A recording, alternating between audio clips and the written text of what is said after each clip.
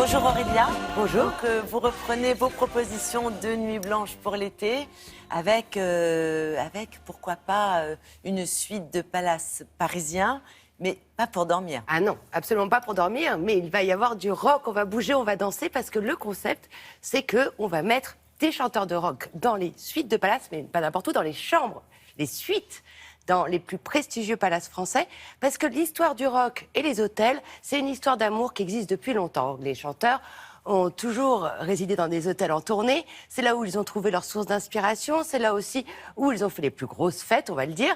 On pense notamment au Chelsea Hotel à New York, ça vous dit quelque chose? Sid Vicious, Led Zeppelin, on a tout vu au Chelsea Hotel, qui a rendu d'ailleurs New York très rock, mais aussi à Los Angeles avec le château Marmont.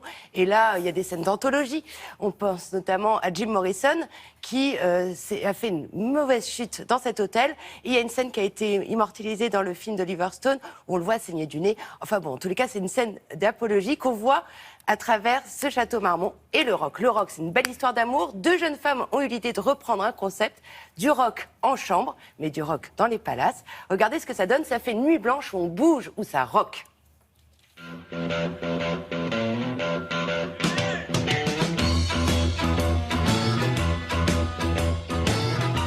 La spécificité de ces soirées, c'est de proposer à une poignée de privilégiés des concerts en toute intimité dans des lieux aussi exceptionnels que ces palaces chargés d'histoire et de proposer justement des expériences uniques. C'est-à-dire que le public se retrouve à très peu, à découvrir l'univers d'un artiste hyper habité, très authentique et de partager ça entre eux.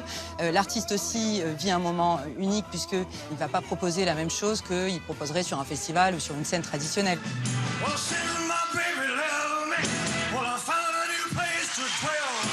Il y a un lien très fort entre le rock et les hôtels.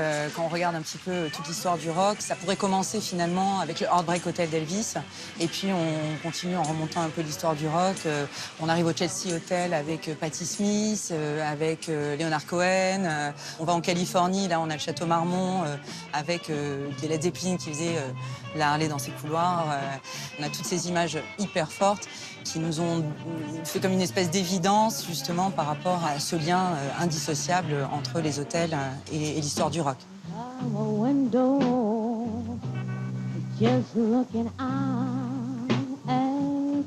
Ce soir, on accueille l'artiste Léna Deluxe qui joue dans sa suite.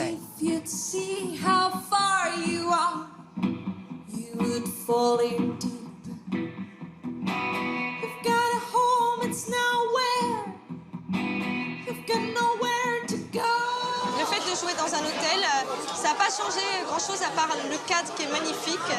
Mais l'ambiance est quand même là, la soirée, on sent que les gens ils sont plus proches de toi que dans une salle de concert. Donc du coup, ça crée une ambiance vraiment plus chaleureuse que dans une salle.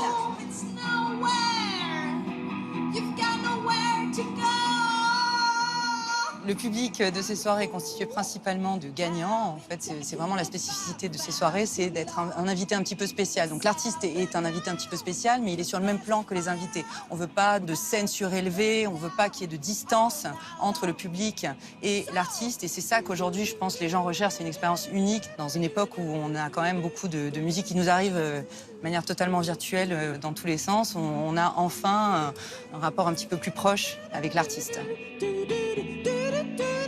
L'idée, c'est de faire la fête jusqu'à ce qu'ils n'en puissent plus, comme à l'époque, comme maintenant encore, les artistes qui reçoivent les fans en fin de concert dans leur suite à eux. C'est vraiment de revivre un petit peu ces moments uniques.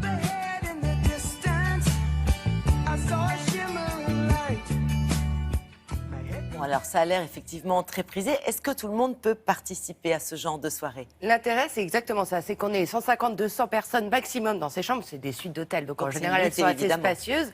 Et pour y participer, il y a juste à répondre sur les réseaux sociaux à un jeu concours. Donc c'est vraiment ouvert à tous. Vous serez que 150 à être élus, mais en tous les cas, vous ne payerez pas et vous participerez à ce moment d'intimité avec la scène rock dans une chambre d'hôtel. C'est aussi découvrir le luxe et la luxure, on va dire, quelque part.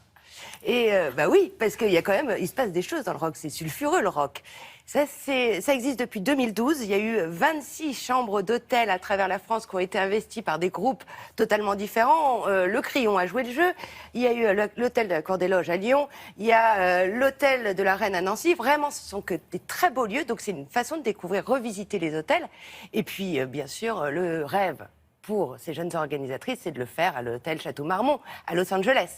Mais la prochaine adresse, cette fois-ci, c'est à Strasbourg. Ça sera en octobre, parce qu'on a tous les mois et demi. Donc, mettez-vous sur les starting blocks et sur les réseaux sociaux. Oui, pour l'automne, dès maintenant. Pour l'automne, voilà. D'accord. En tout cas, merci pour ce concept plutôt original. Très original. Un autre concept original avec Laura. Je crois que vous nous proposez quelque chose de tout à fait différent. Mais qui va exactement dans la lignée de ce dont vous parlez, Aurélia, c'est-à-dire vivre la musique différemment. Ça s'appelle My Private Opera.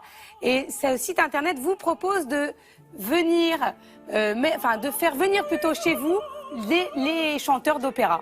Donc vous êtes dans un appartement, vous avez un anniversaire à fêter, quelque chose à célébrer, ou juste pour une demande en mariage, eh bien, vous allez sur le site et vous faites venir des véritables chanteurs d'opéra qui, lorsqu'ils ne pratiquent pas, peuvent venir chez vous chanter. Il faut un peu de place quand même, je suppose. Non, alors non, il ne faut pas beaucoup de place, il faut un peu de moyens. Un peu de moyens aussi, là, n'empêche pas l'autre. C'est à partir de 1 000 € pour un chanteur, et après, si vous voulez plus, ça va jusqu'à 100 000 € si vous voulez l'orchestre en entier. Très bien. Voilà. Eh bien, on va noter. Merci beaucoup. Vous allez faire des économies pendant les vacances. C'est ça, on va y penser.